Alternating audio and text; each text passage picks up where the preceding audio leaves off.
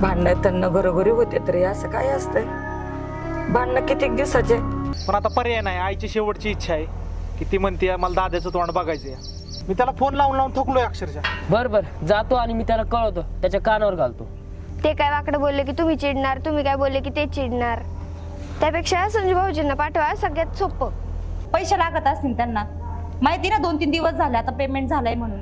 सारखं आपलं काही ना काही. भाऊ आई खरंच नाही राहिला. सगळं वाटोळं झालं. गेली आई सोडून.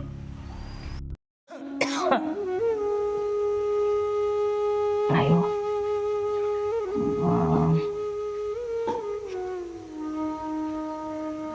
रोहित, हा अरे त्या दादाला फोन कर, बोलून घे बरं त्याला. अगं आई दादाला फोन कर. त्याला 17 वेळा फोन केला तर फोन उचलत नाही देव. आणि तू म्हणते त्याला बोलून घे. का बरं फोन नाही उचले ते? तुला तर माहिती आहे इथं भांडणं करून गेलाय देव आणि बायकोचा बैल झालाय देव. सगळं बायकोच ऐकतो. त्याला आपली काळजी कुठे दावा? अरे खरंय, पण त्याला सांग ना आम्हाला बरं नाही. तू मानला का त्याला आम्हाला बरं नाही म्हणून?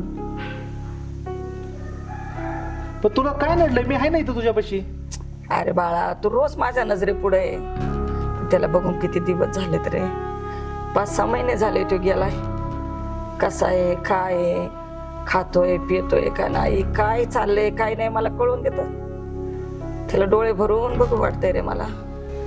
बोलवतो खरे तू म्हणत, फोन तर करून बघ, परत परत कर, बरं नाही म्हण. बरं तू आराम कर, मी जातो दादाला घेऊन येतो. नक्की जातो ना? तो आला का बघ कशी मी ठणठणीत बरी होईल. माझा आजारच पळून जाईन बाबा. ठीक आहे जातो, तू आराम कर. आणि त्या गोळ्या बिळ्या येताना जरा घेऊन ये बरं का रे. हो आणतो. आणि तुला अजून दुसरं काय खायला वगैरे आणायचंय? नको, मला काय खायची इच्छा नाही. इच्छा फक्त एकच आहे, त्याला तेवढं मला बघू दे डोळे भरून. चालतंय जातो, तू झोप. आणि तू हे कर, तू जेवला का? तू जेव. जेवतो. माझी लय काळजी नको करू. काय खाऊन घे आणि मग जाते ते. पण त्याला पहिलं घेऊन ये बरं का रे, बाकीचे कामं राहू दे. भांडणं त्यांना घरोघरी होते तरी असं काय असतंय? भांडणं किती दिवसाचे? 2 दिवसाचा राग असतोय. जातो गाई मी, तू कर आराम, जातो मी. आणि ते डोक्यातलं काढून टाक. भांडणं त्यांना शेवटी एका रक्ता मासायचे तुम्ही. नातं तुटत असतं वय असं बोलण्याने रुसण्याने फुडव्याने. काय जातो मी, जातो. हा ये जाऊन ये. तू झोप, आराम कर. काळजी घे, सावकाश जाओ. हा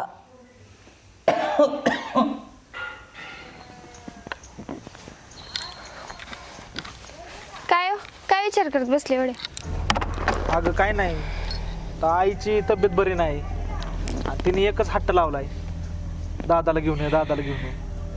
आणि तुला तर माहिती आहे त्याला फोन केला तर नीट फोनवर बोलत नाही, काही केलं तर नीट बोलत नाही. घर सोडून निघून गेलाय. मग त्याची काय बायकोन ते बोलत पण नाही, तर त्याला आता त्याला घेऊन या सांगते आई. मग काय विचार केलाय तुम्ही जाणार आहे बोलवायला? तर हे बघ, जाणार म्हणजे माझी तर बिलकुल इच्छा नाही त्याच्याकडे जायची. पण आता पर्याय नाही. आईची शेवटची इच्छा आहे की ती म्हणते मला दादाचं तोंड बघायचं. मग तिची काही गॅरंटी नाही. आता आज हाय उद्या नाही. अहो सगळं बरोबर आहे, पण तुम्हाला काय वाटतं? तुम्ही गेले तर ते काय येणार आहेत का? तुम्ही बोलवल्यानंतर आपले किती वाद झालेले तुम्हाला सगळंच माहिती आहे.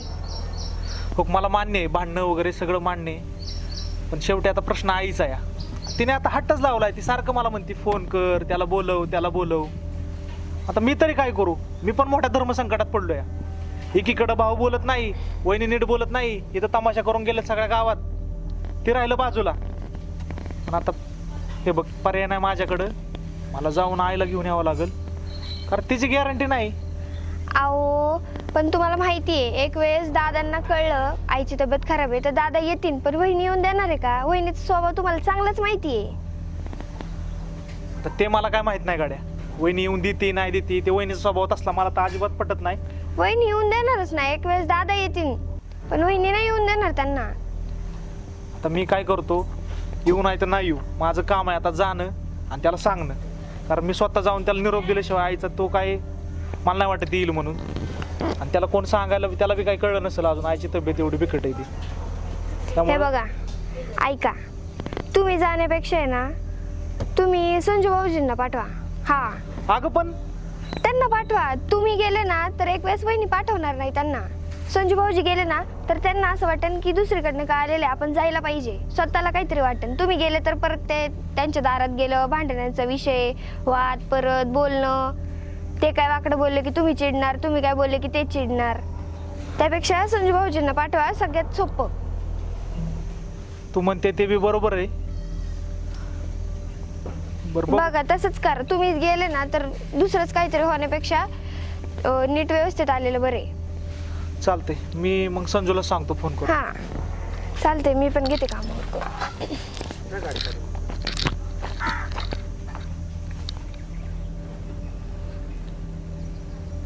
संजू, बोल ना, माझं एक काम करतो का रे? काय करायचं? आईची तब्येत लय का खराब आहे हां आणि लय म्हणजे लयच बिघडत चालली आहे. हां. तिची एक इच्छा आहे, ती म्हणते दादाला बोलव, दादाला बोलव. दादाला का? हा, तुला तर चांगलं माहिती आहे आमच्या दोघांचं काय पटत नाही. हां. मागल ते किती भांडणं झाले तो आता पाहिलं सगळे समोरच. हा यार, आता तू एक काम कर, त्याला जाऊन तेवढं कळव, माझा निरोप दे बरं बरं ठीक की आहे. आईची तब्येत बरी नाही म्हणावं, येऊन भेटून तरी जा. बरं बरं सांगतो ना. ती सारखं दादा दादाला दादा दादा करते.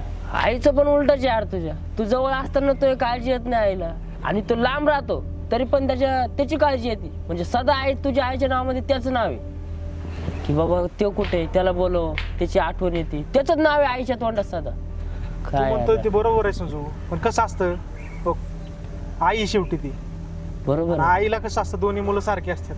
हा मी तिच्या समोर आहे त्यामुळे तिला माझी काळजी नाही एवढी. ते दिसत नाही डोळ्याआड आहे त्यामुळे तिला काळजी असणं साहजिक आहे. पण ते जाऊ दे, हा. तू माझं एवढं काम कर, काही कर गाड्या, त्याला निरोप सांग. आता माझं तर काय तू फोन उचलून झालंय, मी त्याला फोन लावून लावून थकलोय अक्षरशः. बरं बरं जातो आणि मी त्याला कळवतो, त्याच्या कानावर घालतो. जा तेवढं कर काम. हो.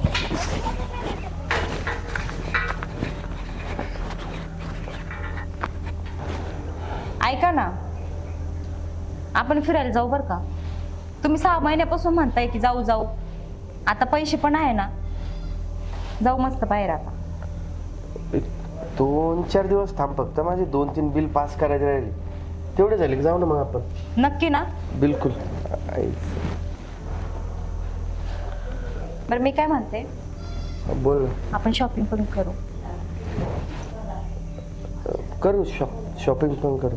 पण ठरवलंय कुठं जायचं काही? तू सांग ना. नाही, तुम्ही सांगा ना कुठं जायचं. तू सांगशील तिथं जाऊ आपण, काय अडचण. कोणाचा फोन येतोय सारखा? दाखव बरं. अगं आईचा कॉल आहे. आता काय काम आहे म्हातारीचं? असेल काहीतरी. असेल काहीतरी. काय पैसे लागत असतील त्यांना, माहिती ना, 2-3 दिवस झाले आता पेमेंट झालंय म्हणून. सारखं आपलं काही ना काही, गोळ्या संपलं, हे संपलं, ते संपलं. हाय ना तिकडे लहान मुलगा, त्यांना मागता येत नाही तिथं पैसे. आपणच दिसतोय फक्त. 2 मिनिटं बोलून घेतो ना मी. पण काय बोलायचंय त्यांना? तुमचं असंच असतं. काहीतरी ठरवलं ना आपण बाहेर जायचं, ते आलाच त्यांचा कॉल, पनवती लावता सारखी. जाऊ आपण, नको काळजी करू यार तू. आता नाही जायचं मला, बोलत बस आई सोबत. जरा जाऊ आपण, तू जिथं म्हणशील ना तिथं जाऊ. बस. कधी निघायचं? आज निघायचं? नाही, आता मी काही तयारी नाही केली, उद्या निघू आपण. बरं ठीक आहे, मी कॉल करून सांगतो ते बिलचं, 2-4 दिवसांनी बघू म्हणून जाऊ आपण. खरंच ना?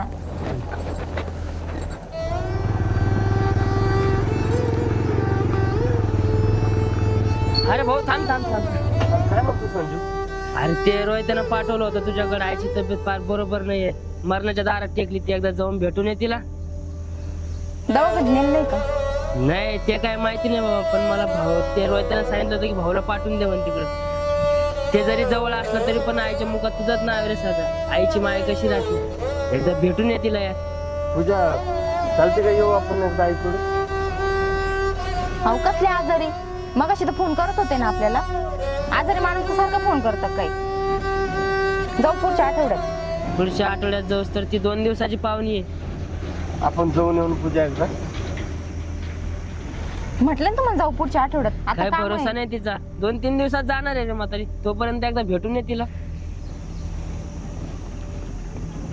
बघ तुझ्या हातात आहे बाबा. संजू जातो, हप्त्याभरानं जातो. बघ आता. सांग रोहितला. हा येतो. सांगतो सांगतो. हप्त्यानं येतो. येऊ का रे? हा भाऊ.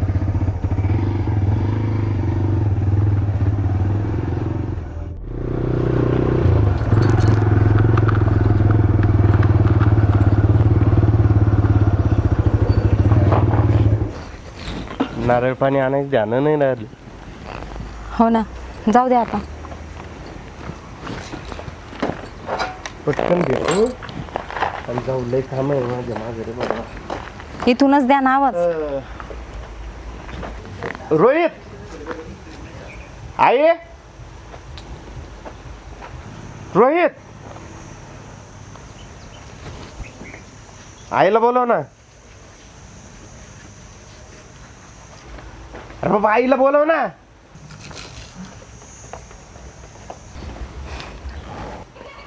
मला आईला भेटायचंय. मला तुझ्याकडे काम नाही बाबा, मला काम आहे. आईला बोलव. बरं नाही का आईला? तू दवाखान्यात नव्हतं नेलं का? रोहित मी तुला बोलतो, मी तुला पैसे टाकले होते ना दवाखान्यात, का नाही नेलं? अरे बोल ना बाबा. काय बोलणार आहे का नाही काही? अहो बोला ना, उशीर होतोय आम्हाला जायला. अरे काय बोलू आता? तुला आईची आठवण झाली वय? हा, आई आई करत आता आलाय. एवढे फोन केले, एवढा निरोप पाठवला संजयपाशी की आईला भेटून जात, तब्येत बरी नाही. एकदा तरी तुला आईची तेव्हा आठवण आली करत? बसला असेल बायकोच्या पत्राला धरून आणि आता आई आई करत आलाय. नीट बोला भाऊजी. काय नीट बोला वहिनी? तुम्ही तर अजिबात बोलू नका. हे सगळं तुमच्यामुळे झालंय. काय झालंय माझ्यामुळं? आई, आई अरे रोहितच्या पायाला काय बोलतो? भाऊ आई खरंच नाही राहिला. सगळं वाटोळं झालं. गेली आई सोडून. अरे रोज तिच्यापाशी मी होतो, तिची रोज काळजी घेत होतो, तिला दवाखान्यात देत होतो, तिला काय कमी जे सगळं बघायचो. पण तिच्या तोंडात फक्त तुझं नाव होतं. माझ्या दादाला बोलव, माझी शेवटची इच्छा पूर्ण कर. माझ्या दादाला बोलव. अरे तिची शेवटची इच्छा होती की तिच्या चिताला तू अग्नी द्यावा. ते पण तिची इच्छा तशीच राहिली. आणि आता आलाय तोंड घेऊन आई आई करत. तुला लाज कशी वाटत नाही? अरे कसला हसला पोरग आहे तू? आई मला बोलतोय ना. आई ये ना. आई बघ ना, तुझ्या समोर बोलतोय. आई ये ना. याला सांग ना आई. नका रडू. आता आई गेल्यात. आता इथे थांबून पण फायदा नाही. चला आपण 10वीला येऊ. आणि भाऊजी, जो काय खर्च होईल ना तो अर्धा करू. तुला कळतंय का तू काय बोलते? आई गेली ना माझी. इथं थांबायचं नाही बोलते. आई गेल्यानंतर पण खर्च अर्धा खर्च का आईचा? मी इथं थांबणार. मी 13 दिवस इथं थांबणार. तुला जायचं तर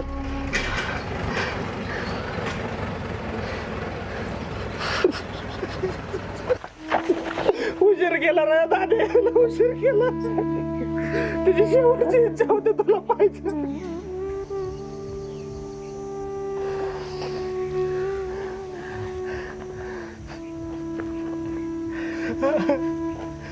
तिची शेवटची इच्छा होती आपण दोघांनी एकत्र राहावं. जिवंतपणे तर तिची इच्छा काय पूर्ण नाही होऊ शकली.